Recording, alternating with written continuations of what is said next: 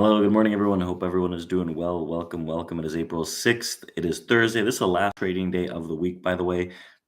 Tomorrow is Good Friday, so the markets are going to be closed. But it's going to be interesting because the non-farm payrolls do come out tomorrow morning. Regardless of this, the futures market is going to be open, so you're going to see some kind of reactivity and movement on lower volume, realistically.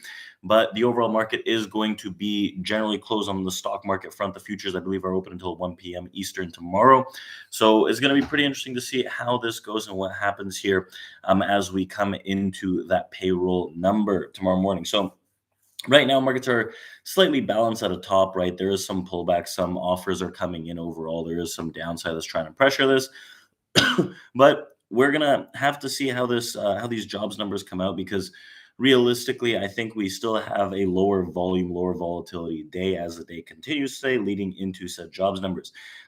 It appears that the U.S. labor market is easing slightly, right, according to the latest jobs data. But investors are still going to be waiting for tomorrow's report for further proof that the Federal Reserve could end this rate hiking cycle because if we take a look at what's going on with these, excuse me, still not 100%, but what's going on with these rates, the FOMC FedWatch futures, if we take a look at what the probability of that in 27 days and 4 hours, apparently we have the next decision. And right now, we do have a higher probability, about 60% chance that we do keep rates as is between 475 and 500. Now, again, Good Friday is not a federal holiday.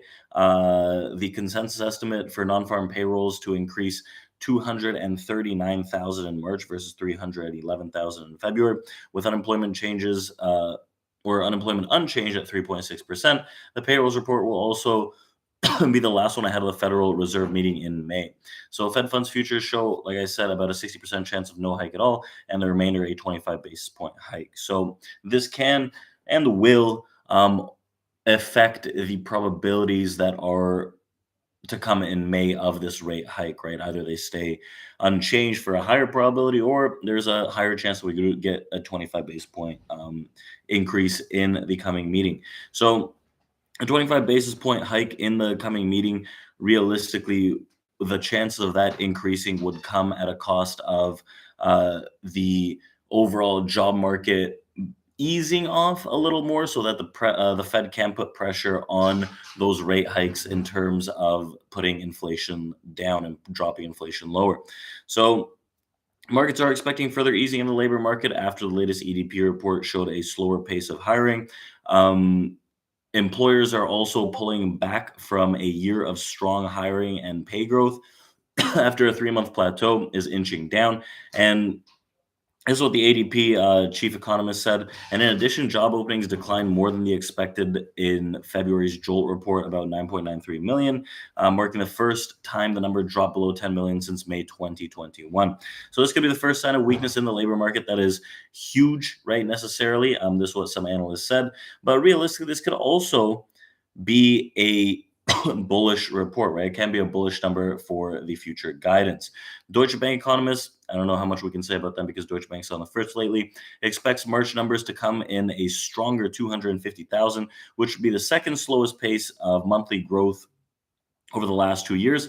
And bear in mind, however, that even though we've had some weaker data points on the employment side, the January ADP report came in beneath expectations, but non-farm payrolls went to surge 517,000 on the initial estimate. So we'll see how that kind of shapes up. This can be a bullish outcome realistically if there is a slow in the hiking process. The chances of the 25 basis point hike drops even more, and the chance of unchanged increases. Regardless of what this number is, we are realistically going to see the continuation of this rally, which I think will kind of spark next week at some point. I think there is still a little more downside, get that little reoffer coming in, but there is no real sell side in this market, which is pushing me to lean a little more on the long side. So we'll see how this kind of shapes up. Overall, there's not too much else to talk about. The Federal Deposit Insurance Agency hired BlackRock Unit Financial Market Advisory to sell the crippled security portfolios of failed regional lenders Silicon Valley and Signature Bank. And the face values of the portfolio mostly comprised of agency mortgage-backed securities, collateralized mortgages, obligations, and commercial mortgage-backed securities of SVP and Signature stood at about $87 billion and $27 billion respectively. First Citizen Bank is buying Silicon Valley's deposit and loans at a sizable discount, and New York's Community Bank Corp, Flagstar Bank, is buying Signature's deposits and some of its loans.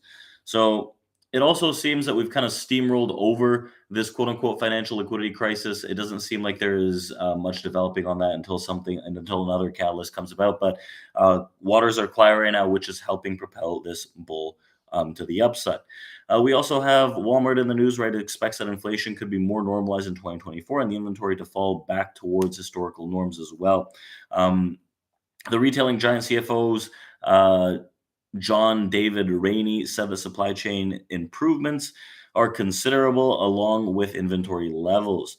So I don't necessarily think that the inflation is going to get subdued until 2024. Realistically, I think there could be even more rate hikes, but the market still seems very, very stable as it sits. There are a lot of layoffs, though, which is a concern in large companies like McDonald's that's been breaking through all-time highs, and everything seems to be well. So I think it's a matter of time before everyone gets their sentiment readjust to the bull side before we actually get this sizable dip. That doesn't have to breach the lows, but we get something that's more convincing of an opportunity for the buy. Have the generational lows been bought up? It's quite possible, but I think this isn't a clear-cut route back to the upside into an all-time high, something to consider. But we are very, very close to changing that bullish regime. So keep that in mind. We're going to be watching tech and other names very closely. Tech realistically probably is bottomed for the year. Now, in some other news, I do want to take a look at what's going on in terms of the levels for the last real trading day of the week. We have a pivot at 41.23-ish. I'm going to leave you guys with that.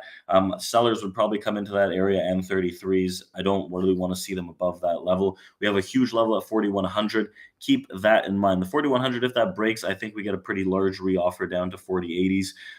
That is the way I'm leaning. I'm leaning into selling rips, ideally into the mid 20s, maybe the low 30s, but I want to sell those rips not at the lows. I don't want to be caught out doing that.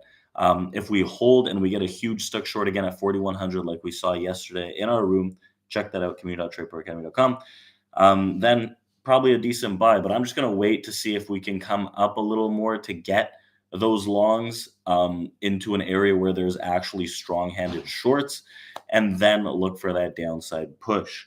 So with that being said, I hope everyone has an amazing long weekend. I'll see you guys on Monday. And also, drop some comments and some likes if you want me to do a live screening of an introductory futures course, a few lessons long, in the coming weeks on YouTube. So let me know what you think about that, and I'll see you guys next week and in our trading room. So let's open that up, and I'll see you guys there. Thank you and take care.